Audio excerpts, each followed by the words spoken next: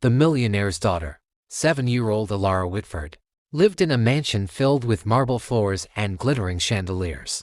Yet everyone whispered that she was the saddest child they had ever seen. Her father, Charles Whitford, traveled constantly for business, and after her mother died, he hired a series of nannies, each quitting within days, claiming the little girl refused to be touched and cried whenever anyone tried to brush her hair. When the new nanny, Ms. Amaya, arrived, she noticed immediately that Elara kept her head lowered, her shoulders stiff, and her long golden hair always tangled and covering half her face. At dinner, when Amaya gently pushed a curl behind the child's ear, Elara flinched so hard the spoon fell from her hand. That night, determined to understand what the child was hiding, Amaya asked if she could braid her hair before bed.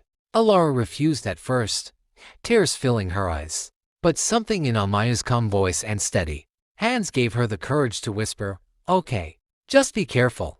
As Amaya carefully parted the hair, she froze. Beneath the shiny strands was a patch of raw, irritated skin, red and scabbed as if something had been tearing at it. Her heart tightened. This wasn't normal. When she gently lifted more hair, she found tiny knots tied so tightly they cut into Elara's scalp. Knots made intentionally. "Who did this to you?" she asked softly. Elara's lips trembled as she whispered, "Miss Veronica." She said it was punishment for being messy. Veronica, the previous nanny, had always seemed strict but professional to Charles. No one imagined she had been twisting Elara's hair into painful traps every night, yanking them whenever she thought the child was misbehaving. Terrified and motherless, Elara had learned to stay silent. Amaya hugged her, promising she was safe now.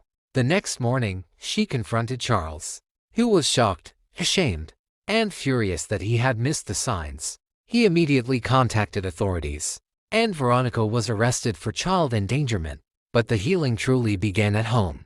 Amaya spent hours gently washing and tending Elara's scalp, singing to her softly until the girl fell asleep without fear. For the first time in years, Charles cleared his schedule to stay home more, learning how to braid his daughter's hair, how to read her bedtime stories, and how to really see her. Slowly, Elara began to smile again, small smiles at first, then bright ones that lit up the once silent mansion. And every night, as Amaya brushed her hair without pain and Charles kissed her forehead, Elara realized something she thought she'd lost forever. She was loved, safe, and finally free from the suffering she had carried alone.